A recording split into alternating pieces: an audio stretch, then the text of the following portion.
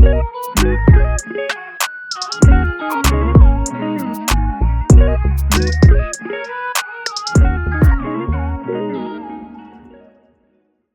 this is Lola, but you can call me Lola if you like.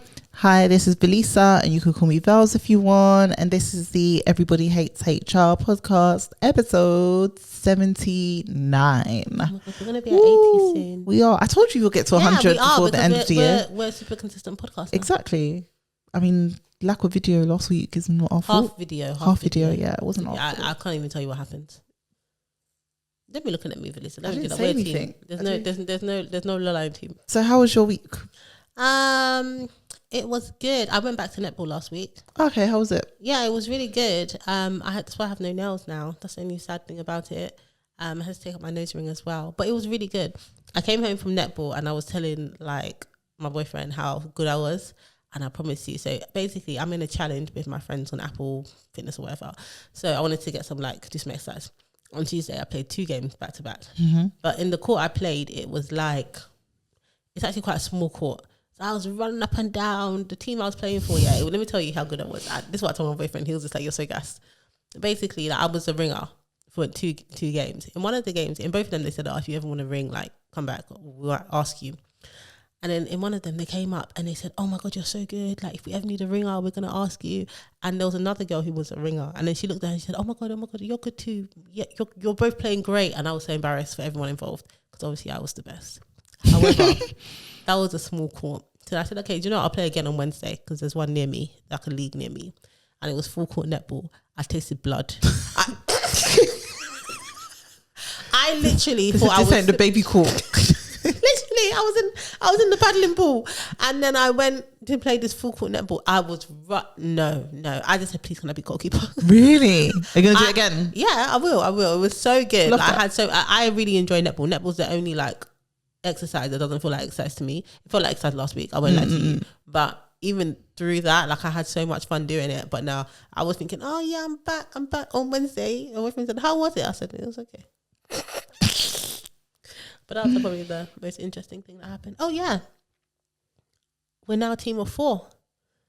Oh. Yes. We're a team of 4 now. So we hired one more person. Woo. So now we're a team of 4. And I did say that by the end of the year, I wanted to be 5. You did. I said it. But I don't know if we're going to get there now because actually it's quite a lot of work. 4 people and need to make sure that everyone's busy and I have enough time to but we're a team of 4 now. Oh, yeah, well done. So that happened. It was really quite... It happened very quickly. Well done, alchemy. Thank you. I feel really good about it. Very good and very scared. No, don't be scared. It's quite a scary thing, to be responsible for gotta make sure people have work. Gotta make sure I can continue to keep them employed so we have the business. Gotta make sure that they're developing. Gotta make sure they're happy. It's just a lot of responsibility.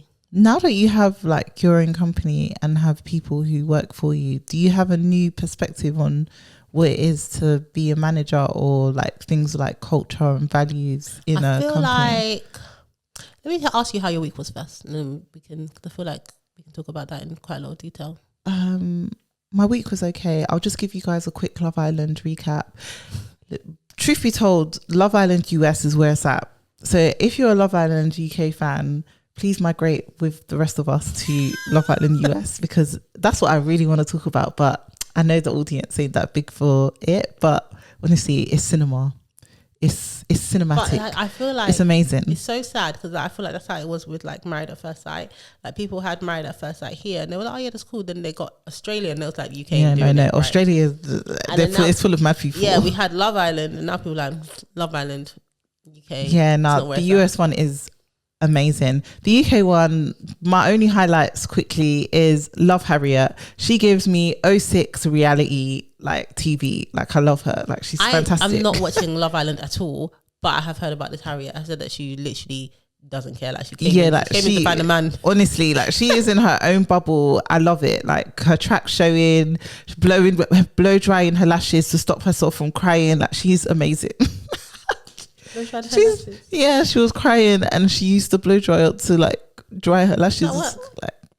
It looked like it was doing all right. Yeah. So yeah, Ronnie, another girl has come in and knows who he is, but he's saying that's his friend's thing and not his. So it is what it is. But I mean, Joey has his woman now. The way that Samantha left that villa, I would burn down the villa. Because you know, all of this literally means nothing. I know, but so basically Samantha was coupled up with Joey, yeah. Oh yeah, Joey Essex. Yeah, and then Joey's holiday romance came into the villa, and all of a sudden a man that said, I'm not interested in PDA, like I want to take things slow, is kissing up and rubbing up his holiday romance that came into the villa. But when you say a holiday romance, someone he knew before. Yeah, so they met in Ibiza. So it's now Ex on the Beach. Basically, yeah. So they're doing all of that. They got sent to a separate villa, so they really got to know each other. So messy, they're so wicked. So then they came back, and then Samantha's all there like disassociating herself, saying, "Yeah, you know, you crack on with her, blah blah." And Joey's like, "No." But then, you know, he ends up kissing the new one in front of Samantha. Then there's a recoupling, and Samantha gets dumped. Oh, poor Samantha. What a way to. She needed to burn down that villa. But anyway, big up Samantha. We like her. Well, we don't like her, but that was horrible. That was sad. I asked you how your week was, yeah, and I do not know one thing about your week. All I know is that you've been watching Love Island. Okay, I have a 3-year-old now. Exactly. Yeah, yay! You should mention it last time you said that you would have a 3-year-old. Yeah, so now I do. Who loves Hot Wheels, sleeping with his Hot Wheel trucks that he got. And he knows it, like he's old enough now to know, like, it's my birthday. Yeah, so at first I was like, I'll show you the video of this. I was like, oh, how old are you? And he was like, 2. And I was like, no, you're 3. And he was like, no, I'm 2. And then when he I get the logic. Me too. And then he came downstairs and he saw all the gifts and the big like balloon 3. So I was like, how old are you? He was like, I'm 3. Those are my gifts.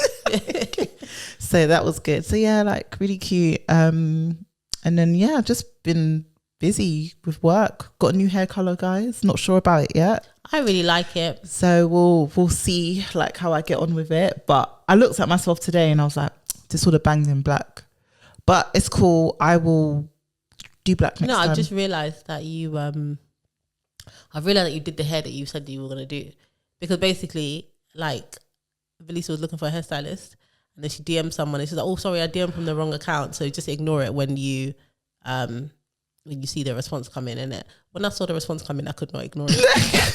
I said, Velisa, have you seen what this but is that the person who did Lola God forbid, first of all, Lola messaged me straight away, said, you seen the price that she sent you? Have you seen it? I said, is this what the girls are charging now? Guys, so this hairstyle I've got is called boho braids, for anybody who's not familiar with the style, yeah. And I saw someone on TikTok, so I clicked on it. Wow, she does it really well. And she came back and she said she charges like starting $250 for this hair. So I was like, did I even reply to her? I didn't think you did. I didn't even reply. I ended up I ended up marking it as red. Yeah, I didn't reply to her because what is that? If you're out there and you want to pay $250 for boho braids, love that for you, you know, love it. But but is she doing, you know, sometimes they do it with like human hair and stuff like that, or it wasn't giving. Yeah, but if I bring my own human hair, do you still need to charge me $250? Would you not clarify that it's $250 with human hair? And you would. No, you wouldn't. You would. Anyway, I went to Auntie. That's where it's at. Yeah, I went to Auntie, guys. It was £100. Like, and look how long it is for the people that understand what that means. Yeah. May I need to anyway. I was gonna start talking about my own hair woes, but I can't. I took my braids out yesterday. I haven't washed my hair. I'm not gonna lie to anybody here. It's fine. Come as your authentic self. This is my very authentic self. But next week I'll be my best self. It's calm. Next week I'll be my best self. So what's oh yeah, so yeah, I did. So I think when I think about culture now of my company, like Alchemy, it makes more sense now. Like when you talk about company culture, sometimes it can feel like really wishy-washy. But when now that I'm kind of trying to build something, I realize that the culture is the decisions that I make. The decisions that I make is what is going to define the culture. Yeah. Like I can't turn around and be like, oh, our company culture is this. It's all like, there's no culture. It's literally just what you're building and the decisions that you make. Yeah. So like how you hire people, how you engage with your team, like what happens, for instance, if someone is bereaved of a family member, because we don't have comprehensive policies and stuff like that. We have like policies for certain things, but when there's 3 or 4 of you, you don't need a a bereavement policy. Like you deal with it when you get. So if that happens, like how do you deal with those kind of things? What happens when people need flexibility? What happens when you're hiring? Like for instance, one of the things that I've done is I've hired part-time roles and I've given the option to do school hours. So if you have children, you can kind of drop them, pick them up, and without having to have wraparound care. So I think culture is the decisions that I've made. I didn't know that I wasn't doing them to define the culture, but now we're like a couple of years in, I can see that we do have a culture, and this is what the culture is.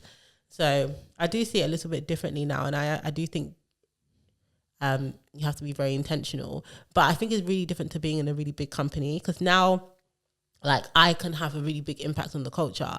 But then when you're in a company that's 5,000 people, defining the culture will be so different. Like I have no idea like how you have to go about it if you want to kind of influence the culture in a much larger organization. Obviously, I know some of the things you can do in terms of policy, but it's not as easy. Yeah. No, that's an interesting take. It makes sense as to why some people in companies like live and breathe the values and like really take them seriously if they've been in them a long time and understand like how the company started and the come up and stuff, versus when a company gets really big and people are kind of just paying it lip surface. And I can definitely tell that I can see how it would be different as well, because with like a small company, everything I'm doing, I let people know. Like when we get a new client that comes and we're going to pitch them, I'll be like, I've got a pitch to this client, or we could get this work. When we don't get the work, I say we didn't get it, and they will know. Like they'll be like, "Oh, what happened with that?" I'll be like, "Oh, we didn't get it," or "Oh yeah, we got it. We got this small piece. Hopefully, we do a good job. We get a bigger piece of work." But like it's like you're rooting for us to get the work. Like you care, like the people there, not just because their jobs depend on it, but like because you know that that's something you're going to deliver. You really want the business to win because you're such a big part of it. Yeah. So when I completely understand that whole thing was where you have people who were in an organization at the beginning when you were like the first 5 or the first 10, and then now the company's like 100 people, 200 people, and you feel like it's not like it used to be. It will never be like that. But I completely understand that whole mentality of I really want this to work. The people in my team, they genuinely like get it. Like I talk to them about this is where we are at now. This is where I'd like to get to. Hopefully these are the things that would have to happen for us to get there. So, and I believe it. Whereas actually if you just come in, like most people in a larger organization and you just kind of want your check, it's a different experience. 100%. Yeah. Interesting. Yeah. So HR. Yes, I mean that was half HR. You were telling me about this Billie Eilish thing. Okay, so for any like people who maybe have been living under a rock, Billie Eilish is a singer, musician, and actually she's an actress because I've watched her in I didn't know she acted. Yeah, she was in a film I watched. What's that? What's it called? The one about I don't know. It's based on Beyonce's like Beehive. Oh, Swarm. She's in Swarm. Really? Thank you. I watched Swarm. She's in Swarm. She's the one who owns like the retreat. Oh yeah. Yeah. Because they made her look a bit. Yeah. Billie Eilish is gorgeous. Yeah. So anyway, she's all of that stuff. So she was talking to Lily Allen, another musician, and Nikita Oliver. Anyone who's a millennial would have grown up watching Pop World and stuff, and that's where she's from. What's the show that I know her from? And it's not Pop World. No. Oh. Was she ever on T4? Yeah. Okay, she did T4. She did. Yeah. Millennial. And Billie Eilish was basically saying, as she's become more successful, she's lost a lot of friends along the way with the success. So now a lot of her closest friends are her employees that work for her. So it just raised the question of, is it okay to be friends with your manager / boss, whatever you want to call it? Yeah. I think it really depends on how big the company is and who the company is, like what your role is. Do you know who comes to mind when I think about that? Go on. Stormzy and Melissa's wardrobe. Okay. Interesting. Yeah. Mm-hmm. Because I feel like Stormzy must pay Melissa to obviously do what she does for him. Like, so for those who are not aware, Stormzy, hopefully everyone knows who Stormzy is, but he's a rapper. And Melissa's wardrobe, hopefully. Congrats! Oh yes, she had a baby. Yeah. So Melissa's wardrobe, like Mel made me do it. She's like a big influencer who I feel like still doesn't get, like, everyone knows her reach and her ability. Like, if she posts something, it's finna sell out. But I feel like she also doesn't. I feel like she should be more booked and busy. But maybe she's turning things down. Yeah, I was gonna say I think she's selective. Yeah. Anyway, she did have a baby. We didn't know she was pregnant. She came out and said she had a baby, but it sounded like it was quite a traumatic pregnancy. Yeah, I didn't watch the story, but I saw like she didn't say what happened, but she just said that it was quite traumatic. There were times when she thought she wasn't gonna make it with the baby. But she didn't. She started welling up, so she's like, I'm not talking about this. But anyway, so she is a celebrity stylist, and one of her clients is Stormzy, but they do a lot of stuff together. They've been doing a lot of stuff together for a long time, and I feel like they're friends. And I feel like that's a completely She refers to Stormzy as like her little brother. Little brother? Yeah. Stormzy's 30 and Melissa's wardrobe is 33. I know, but that's age mate. You know. Yeah. Yeah. So, but yeah, they are clearly friends. Yeah, 100%. And even like some of the other people that he works with. So that's what I feel like is their relationship is probably different. And do you know what else it reminds me of? Go on. Since I've been watching Real Housewives, I'm on season 13, by the way. Well done. They're almost back, by the way. Huh? They're almost back with a new season. Mate, I've over the summer I'm gonna catch up. I have watched since 2008. So I've watched. I'm jealous, to be honest. However many years that is of Real Housewives, like 15 years of Real Housewives, crazy. Anyway, so Candy. Yeah. So Candy from Escape, she has like a million different businesses, and all her friends kind of work in her businesses, and they're friends. Like they're friends. So I kind of think in that kind of environment is completely different to like your boss. So like, do you think if you work in a more creative environment, it's okay for your friends? I think it's a bit easier. I think if you're in a kind of less structured environment, where it's not clock in, clock out 9 to 5. Do you know what I mean? Because you have to be working, but because of the nature of the job, you might have to work at 10 p.m. You might have to, I assume those kind of jobs have flexibility. And I don't know, I feel like when you're being hired for like your creative ability or something, it's completely different depending on the work. Maybe the PA, like a PA is probably the most structured kind of role you might have there. So that might be a little bit different. But I feel like Stormzy again is also friends with his PA. Probably. Yeah, I just feel like it's a bit different. Well, so I think I partly agree with you, but I also think it's when you meet. So for example, if I start in a workplace and you don't necessarily start as my manager, or I've seen your journey, I think it's a bit easier to be friends with somebody in that respect. Like as in maybe at some point you were peers. Yeah. Okay, yeah. Like you were peers and you saw this person grow into a role and they just end up being your manager, or they end up being someone very senior in the business who you do have to cross paths with a lot. I think that's more understandable of becoming friends with that person. But then I still feel like there should be some sort of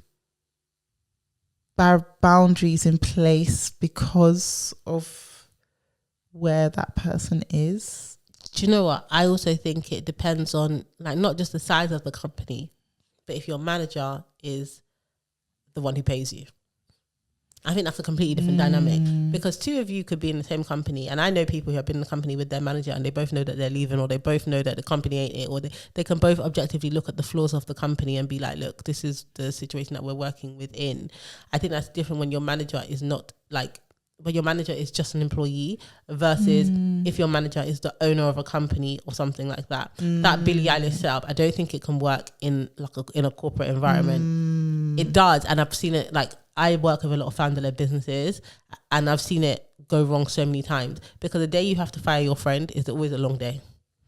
That's the day when me and you will be best friends. Do you know what I mean? Like I've seen it happen so many times. The very first company that I worked in the HR role, it was an owner managed business or founder led business, and there were like 3 founders, and there was like a guy in the business who I never saw, and he was basically doing nothing. Like, he used to work in a certain part of the business, and he had someone, a really good number 2 under him, and everyone knew that the number 2 was the one who did the work. And eventually that guy went on secondment, and when it's time for the guy to come back, they couldn't bring him back in good conscience. They just thought, this guy's better doing the work, we're performing better with the number 2 in charge, so they just kept him there, and they put him on like little assignments because they couldn't fire him. Wow. And it was just undermining everything. Like, everyone in the business knew that he wasn't doing anything. They didn't necessarily know his salary, but they knew he didn't do anything. And it was so undermining to the whole company, but they were friends, so they literally could not bring themselves to fire him. And even when I asked about it, they looked at me like, listen, mind your business. Because it was their money. Yeah. And I think I think you can be friends, but I think it's fine for you as an employee, maybe. But then I always feel like the lines, what you said, there has to be boundaries. Yeah. Because ultimately they might ask you to do something, or when they go into boss mode and you're like, who do you think you're talking to? Or when you want to do something, or they want to get rid of you, or it's just, I don't think it can work. Can never go well. Yeah. Yeah, no, I think that's interesting, because in my head I'm trying to think if I've been friends with anyone who's been my direct manager. And I can say that I've been very friendly with people who have been my manager. But to say they're a friend, the only one is, like, as I've mentioned before, is the ones that came. Well, she was my direct manager for a very short space of time, but she was actually my manager's. She was my manager's manager. So there was she was in the US, I was in the UK. It wasn't like a day-to-day thing. It wasn't a day-to-day thing, but I don't know why we clicked, to be honest. Like, it was kind of, do you know what? Actually, she came over to London to get to know the EMEA team a little bit more. And I don't know, we just clicked. I just vibe with Americans, like I've said before. So it was that. But then other than that, I've been friendly, but not to that point where I'm like, this is my friend. But I don't really make friends in the workplace like that. I'm being a massive hypocrite right now. Go on. Because the person that I just hired, I would say she's my friend. Oh, she is my friend. That's cute. Yeah, but she's my friend that I met through work. Okay. So she's somebody that I actually met on LinkedIn very randomly, like years ago. Yeah. And somebody had said, oh, I don't know, wanted to have a talk about some HR stuff. I don't know. We ended up having a conversation. I think this was in COVID times. So it must have maybe just before COVID. Anyway, we met then. And then when I had some freelance work, I knew that she had some time. So I got her on one of my clients. And she did obviously a fantastic job. And now we have need for a more substantive person. So that's how I brought her on. But we are friends. Okay. So, but there will have to be boundaries at work. I think, I spoke to you about it earlier, actually, that there will be complete boundaries at work. We won't be friends. We can't be, I don't think you can be friends at work. I'm friendly with everybody, but there always has to be a certain boundaries. Certain boundaries. No, 100%. But I'm just thinking, I said I don't make friends at work, but that's a lie. I have loads of friends from work. So not managers. I only take one person from each workplace. The chosen one. Yeah. Only if, for example, Facebook was huge, so more than one came with me in it. But in general, it's just one. Just one from each. Yeah. Yeah. Yeah, I think you can. I don't recommend that people are friends with their managers. Friends, no. Yeah, friends is crazy. And as someone who does investigations, yeah, you get some of those investigations where it's oh yeah, and I went to their house. Why are you at your manager's house? I don't understand. How did we get here? Please, have boundaries. Go to a restaurant and do yeah. You guys should never be that close, because that's why people get upset. But do you know what? Saying that though, they do say most people find their partner in the workplace. So I don't know. That's what we spend all of our time, isn't it? That's why I think you will ultimately make friends at work. You spend so much time there. It just doesn't have to be management. Yeah, but I just think there has to be boundaries. And I work with so many like small businesses, and I just feel like sometimes they're a bit incestuous. Everybody knows everybody. Your WhatsApp photo is you and somebody else from work, and like you go out on the weekend together. And I used to look at that and think, how does that happen? I can see how it could happen now, given my situation, but I do think it's a bit different that we met in a professional context first and then became friends, and then now this is happening. But I definitely think you have to put safeguards in place. No, you do. Unless, this is going to sound, please don't shoot me or kill me, unless you're in retail.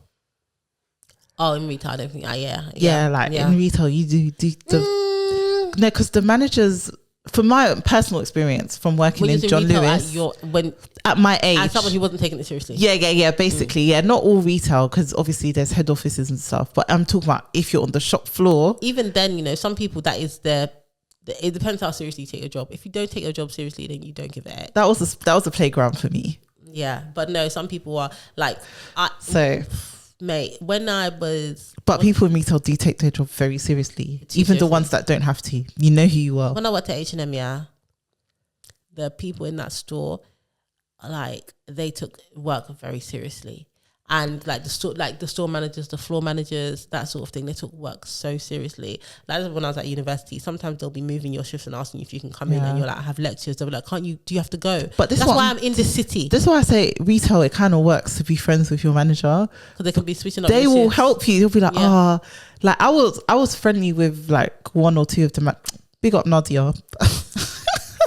And I'll be like, like, can you change what time I went for break? And so I feel like it kind of works in your favor when you work in that sort of like high stress environment of like the shop floor, to be friends with a manager. Yeah, but the people that I worked with at H&M, they lived together, they worked together, like Grey's Anatomy together. Yeah, exactly. Because why are you living with Meredith when you're just a? It's literally like Grey's Anatomy, except they weren't doing life-changing things. I understand it even more with doctors, because they literally spend so much time at the hospital. It's fair. Yeah. Just on doctors, very quickly. Do you know we spoke about that doctor's degree apprenticeship? Mm-hmm. There's something else called like another entry route into becoming a doctor. Well, you don't actually become a doctor. It's called a physician's associate, or an associate physician, or something like that. An associate. Anyway. And a lot of doctors are really angry about it, because basically they're like, some of these terms are protected. Like the term physician is protected. You can only be called a physician if you are a trained doctor. And now the NHS has brought in these like physicians associates, because there's a shortage of doctors, and also they don't. So there are people that didn't go to medical school, and they can do some of the things that a doctor can do. Like they're trained specifically, kind of like a nurse prescriber. You know what I mean? Like you can do some of the things that a doctor can do, but you can't do all of it. But then when you go into the hospital and they're left kind of unsupervised with patients, a lot of doctors are just like, it's completely unsafe. Because a lot of these obviously doctors, they did like 5 years of medical school and then 5 years of training on the job or whatever, and now people are coming in with much less experience, not going to medical school, and they're being given like patients, like scope over patients' lives.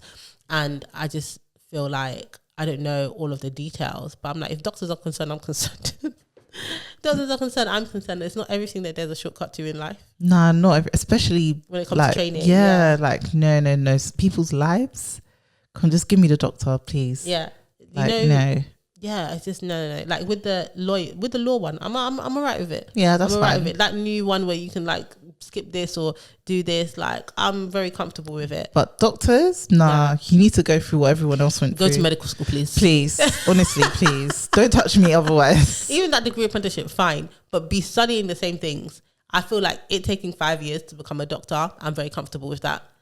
Doing a 1 year course and coming to take no. That's crazy. Yeah. Last time I went, I had to give blood at King's College. There was the lady who was doing my blood. She was like, just so you know, I'm a trainee, and do you mind if I take your blood? Trainee nurse. And I just paused for a second, even though like taking blood is something you probably learn on day one. No, but you can get bruised. Listen, and she was like, "Oh, you would be my last one to qualify." Like, and I said, "Fine." Why she said that's manipulative? Yeah. I was like, girl, that you've obviously done enough. And then the time before that, actually, the person who took my blood, I wrote an email to Kings to say like she was so good. I didn't even feel it. She literally took it. I was like, are you done? Because I don't like looking at needles and stuff like that. But she was like, yeah, all done. I was like, what do you mean? It's in, it's out. It's. She was like, I didn't feel anything. That's like, you know, the TikToks where they get the nurses and doctors to inject the balloon and then take it out without it popping. No. Have you not seen them? No. And only some people can do it where they can inject the balloon and take it out without it popping. There's only one thing I watch online that's about popping balloons. And you should be ashamed of yourself. And you should be ashamed of yourself. For those of you who don't know, yeah, there's a YouTube show. It's so trash, yeah, but it's called Pop the Balloon or Find Love. I know you've watched it. Of course I have. I watched the reunion. What do you mean? Oh my God. So basically, like, let's say there's either a row of like men or women, and then like a man or woman comes out. So if it's a line of men, a woman will come out and then she'll say a bit about Guys, herself. it's Take Me Out but with balloons. Yeah, because exactly. I don't know what Lola's doing here. No, it's who turns the lights off and Take Me Out? The girls. Yeah. Oh yeah. It's Take Me Out. Yeah. Yeah, but it can be boys or girls, but Pop the Balloon is the buzzer. Basically. Yeah, exactly. But that show is so trash. It's so messy. I think, and also I was talking to, like, sometimes I try and get my boyfriend to watch it. He's very anti, but I'll be like, this is what we're watching, and he'll be like, no, or he might just pretend like be watching in the background. And I'm just like, I always ask him, what would motivate somebody to go on this show? I don't know. I watched the Jamaican one and it's called Butter Bubble. What? It's called Butter Bubble. The same show, but I feel like it'll be better. It's hilarious. I don't know what will motivate someone to go on that show. I don't know. Oh, please. Clout. Oh, look what happened to the latest guy. He lost his job. Who? The latest one that lost his job. What? Oh my gosh, have you not seen it? So he went on the show and he was basically rude to every woman in the line and was talking about what they like look like and saying, you know, I'm done with you, kind of, I can pull 100k out the bank right now, blah blah blah. And loads of people went and reported him to his job. Why? Is that like? Yeah, he didn't. Do you know what? He didn't say anything that was, you know, derogatory or anything like that. But I think he came across as just so arrogant and just such a dick. Yeah. Yeah. So I think people were just like, all right, say less. And apparently a load of people complained to whatever plumbing company he works for. About what? And he lost his job. Just how he that's how he came across to women and stuff. Listen. Yeah, it can never be. I don't think it's that deep. No, I mean, we've digressed here, but we have digressed. Yeah. The only thing I will say, is go on. Without sounding, I'm going to sound very judgmental, and I don't mean to sound judgmental, but there's people on that show, and they say stuff like, okay, so example, and I'll say this if it was a man or a woman. Obviously, one of the questions that a lot of people come out and say is like, oh, do you have kids? And one girl asked to this guy, do you have kids? She was just like, the one that had 5. Yeah. So she said, do you have kids? And the guy was like, yeah, I've got 1 or something like that. He's like, what about you? She was like, yeah, I've got kids. He's like, how many? She had 5. Yeah. And the youngest child was 9 months old. That's crazy. And I said, sis, go home. I'm so sorry, but sis, go home. That's crazy. 5 kids. Not that she shouldn't be on the show yet. She just wanted to day out. Yeah, she just wanted a break. Like, she just wanted to day out. 5 kids and the last one is 9 months old. I say, this is not a show. Yeah, she just wanted a day out. She was like, someone has the kids for the day. I'm gonna go out and have some fun. That's crazy. She wasn't particularly old either. Nah, she wasn't. Yeah, she wasn't. Anyway, digress. So something else I saw was almost 50% of Brits do not hear back from jobs that they apply for by recruiters. They don't hear from recruiters.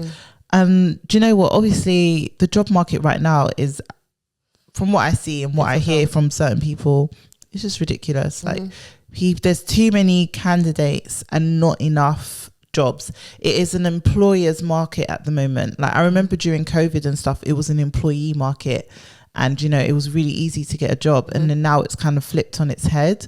And one thing that I keep hearing, like even from some friends that are looking for jobs, is recruiters are just ghosting. Like, they will tell you about a job opportunity, or they'll talk to you once they see your application, and then they will just disappear and you will not hear from them again. And it's like, why? Like, that's so rude. I just think it's so rude. Yeah, I think a lot of recruiters are just not very good at their job. They're not.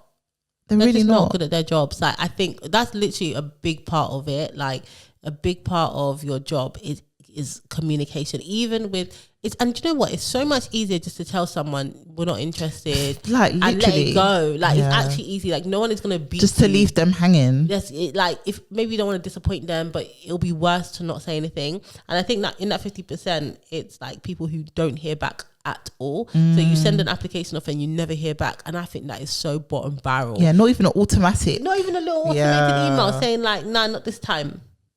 It's rude. I just find it very rude. And I just think, especially in this day and age where right now people are being made redundant, like people are really losing their jobs. And so the least you can do is... So yeah, I was just thinking like the last one was the Great Resignation, and I feel like right now we have the Great Termination. Like, this is definitely the Great Termination. It's wild. The Great Termination. That's what's happening. Like, everyone's just losing their jobs. It's so wild right now. Like, it's so wild how people are losing their jobs. And I feel like I'm seeing a general trend from talking to people in HR, like outside of myself as well, of people fighting more for their job because they know what the job market is like. So now when they're getting into trouble at work, whereas before they might be a bit more open to accepting a package or, you know, seeing how a PIP goes, and if it doesn't work, I'm just going to get I don't like, no. People are fighting. As they should. Yeah, they're fighting. The jobs are scarce. Yeah. They're Saying fighting. that, what company was it that I think certain types of jobs are scarce, but I think, was it JP Morgan? Or Goldman Sachs? One of these companies basically asked their graduate intake to start early because it was so hard for them to find like people at that level. So Oh, really? Yeah, I think for the juniors, and I think some occupations are definitely getting like less attractive. I can't remember which one it was. I'm gonna find out, but one of them basically asked their grads to start early. Let's say it was supposed to start in September, and they basically asked them to start in like July or whatever. I'm worried that they were going to like drop out, and they were like, they don't want to have to basically recruit them again. Goldman Sachs asked London graduates to start roles early amid talent shortage, but that doesn't surprise me because a lot of occupations are getting less attractive, like investment banking. I think to some of these Gen Zs, they're like, no, like, why am I gonna just basically stress myself? Yeah. Just run myself into the ground, be looking like I'm 40 when I'm by the time I'm 26. Like, it doesn't appeal to them. make sense. But generally, yeah, like the Great Termination is very much in full effect. It's wild. And I feel like people are losing like their jobs for no reason. Like, I've heard of a lot recently where even the reasons given they're getting to the point where it's like, you're not even trying. And with that, it's not a segue, but just a fact to add on to that. I did read somewhere quite recently that employee relations is seen as one of the most valued areas of HR, but it's the least invested in. And what's been happening is there's been a lot of ER issues that have not been looked into properly because there's no investment in ER, which explains a lot as well as to why people are fighting back, because processes are not being done properly. People are giving stupid reasons for terminations, and I know exactly what came to mind when you said that. And they're not even given an appropriate or adequate response because the ER like expertise is just not there. If you want someone to help teach your people, let me know. The plug. But yeah, like, I just think it's getting ridiculous now. Like, it's very much an employer's market, and employers know. It's definitely an employer's market. They know it is. Yeah, but they're taking a piss. Like, it's ridiculous. Do you know, like, it's one of those things where right now, like, you don't know where someone's going to be in the future. You don't know who and it's very cliche, but you don't know who they're going to be. You don't know any of that kind of stuff. So for you literally to ghost someone is crazy, or to not bother to respond to their application. Look at how things work. In 2 years' time, you can be begging that person for a job. You can be begging that candidate to join you. 100%. It's actually sad. And then I saw a funny thing, which was 1 in 10 Brits leave work or shut their laptop when it's sunny outside. As they should. When does that even happen? Well, you got 3 days a year where you're going to leave work early. Okay. My thing is like, I feel like most companies encourage it. Like you'll be outside and all the pubs will be packed full of people. Like I feel like more people want to come in as well when it's sunny actually. Yeah, because it's like you might do something after work. It's not miserable. You don't have to get on the damp train.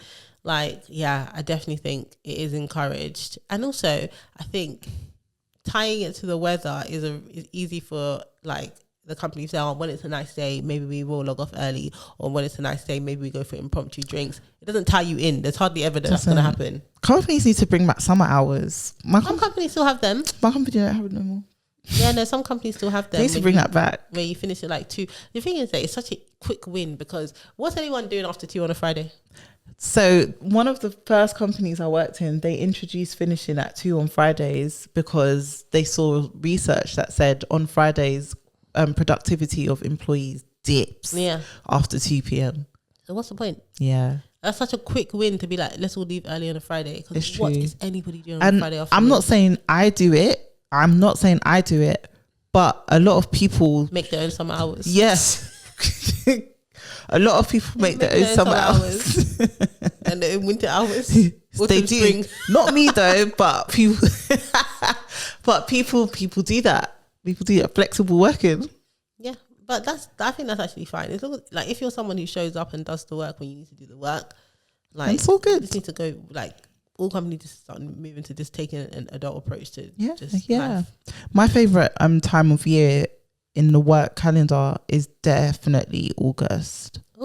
Yeah. When everyone's on holiday. No one's doing a damn Europe, for whole of Europe on holiday for like 3-4 weeks. Listen, yeah. One thing about the Dutch, the it. Belgians, They're gone. The French, they're gonna take their 2 to 4 weeks. 100%. 3 to 4 weeks in the summer. Literally, they're just gone. Like it's the perfect time as somebody in the UK, if you are working, to just do project work or catch up on admin. But it's the worst time if you actually need something to be done. Yeah. Nothing gets done. It's always. I remember there was one time I sent an email out in August, and it was to a couple people, and I got out of office after out of office after out of office. I was like, if you need to get something done, it's actually the worst time. Yeah, it's true. You just wait till September. It's your best bet. Well, last year I had to do like a redundancy process in one of the clients that we work with, and I always speak about the Netherlands, but it actually is just the worst. But basically, there you kind of need people to be in the office when you make the announcement, because otherwise, if they're off sick or on holiday, they're not coming in. Like they're just not going to come in. So and you won't be able to move anything forward. But it was so hard to pick like a day to make this announcement, because in that, and it was an announcement was going to be 1st of August. So basically, that was basically the last day that we would have been able to say anything while still having the majority of people like in the office. After that, like everyone was gone. Damn. Also, sorry, I found out a fun fact today while talking to somebody at work. So did you know that if you are sick in Italy, there's authorities that can come to your house to check that you're at home and actually sick? So the Italian government is full of jobs worth. That's crazy. And if you're not there, you could be subjected to a fine or some sort of like... If you're sick, you can't go out again. So I was like, so what if I just popped out for a little bit of cowpole? Like, what if you're struggling, and actually it will be helpful? Like, what if you're struggling mentally and you need to go for a spend walk, some time with your family, have a little drink, go on holiday? Yeah, and it's just that random as well. So it's not It's like being on tag. Of your own house arrest. So it's not everybody who's sick that gets, because I do you know how it came up? So I was talking to someone at work who's based in Italy. Is it long-term sick only? No. So I was talking to her and she was like, oh, just in case I might need to get the door.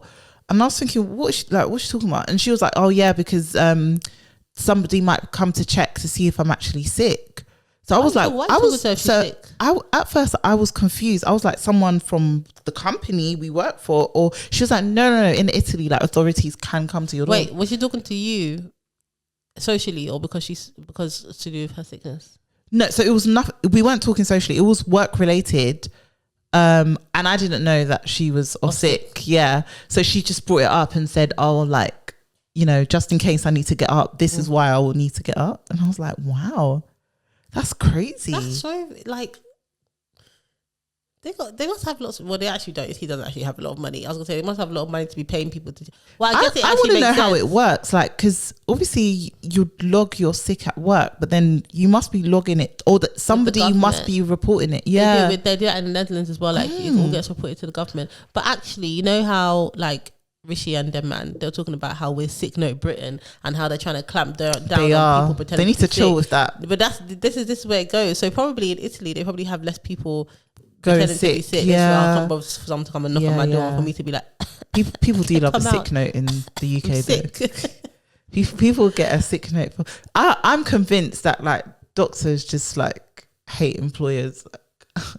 Because as somebody who works in HR, you get people who you played a game. Like whatever you did, it worked. But you know what? Yeah, like I have a friend who's a doctor, and we had this conversation, and she basically said like the risk is too great.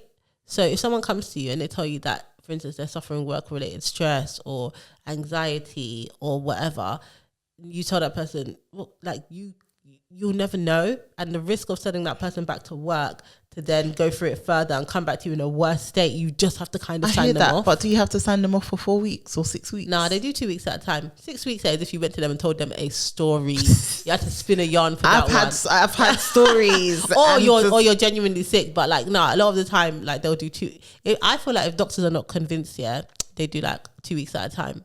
Do you know what I don't like as well? What they recommend, the phase returns to work. They slow me down. Why? They slow me down. Like, just come back when you're ready. Don't come and do a Monday once a week for 2 weeks. Do you know what? Yeah, phase return to work is a bit. I think for some people it's good.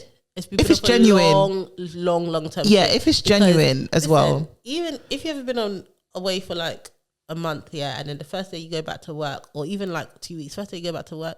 It's not easy. So when you've been off for like months and months and months and months, coming back to full time is a bit crazy. Yeah. If it's genuine, long term, like if it's genuine, long term sickness. They should do that with maternity. Just saying. That's what kit days are for. No. As in like when you come back full time, like you just come back full time after being off. Because you get 9 kit days. Yeah, 10. Is it 10? Yeah, I don't know. But yeah, like okay. Yeah, and now I'm back. Yeah, but you can go back part time. Well, if I'm not about that life. Yeah, I wish I was, but I'm not. You need to go to one of those companies that does a 4-day working week. I do. I wouldn't mind doing a 4-day working week though, and getting paid for 4 days. Yeah, I wouldn't mind. Okay.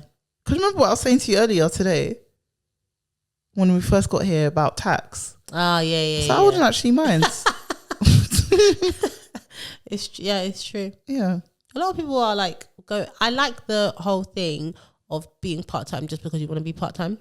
Yeah, me too. If you can. And I think it's nice, especially like if you have other things that, I don't know, if you have a dependent, not just a child, but a parent or a grandparent, and that extra day makes, like every time we have a bank holiday weekend, I see all the tweets and stuff saying this should be a permanent thing because it makes a difference. Like you're so busy during the week and the weekend comes and you still have things to do. So that extra day actually makes a difference where you're like, okay, I can afford to be busy on my Saturday and my Sunday because I know when Monday comes, I don't have to work. It's lovely.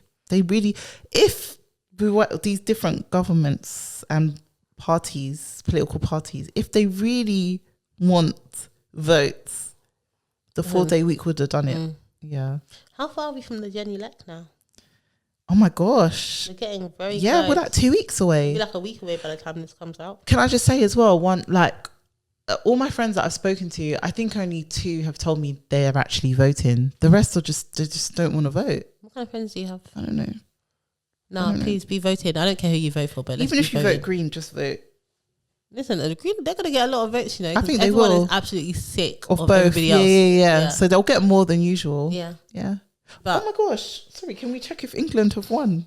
Oh, please. Seriously. Are they playing now? They were playing at 5, so it must be out now. Listen, I'm going to be honest, it's never coming home. You think it's never coming home? No.